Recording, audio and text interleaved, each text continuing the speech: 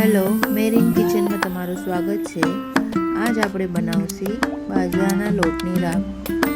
સૌથી પહેલાં આપણે 1 ચમચો ઘી નાખો. ઘી થઈ જાય પછી તેમાં બાજરીનો લોટ નાખો.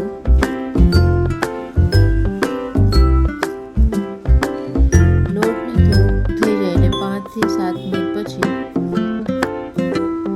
હલાવો. 2 ગ્લાસ પાણી નાખો. પાણી નાખ્યા પછી તેમાં ગોળ નાખો. મિક્સ કરો. હલાવતા રહેવાનું, ચોટવું ન જોઈએ. મિક્સ થઈ જાય પછી તેમાં થોડીક સૂંઠ નાખો. મિક્સ કરતા રહો એટલે તે જાડું ગાંઠા જેવું થઈ જશે.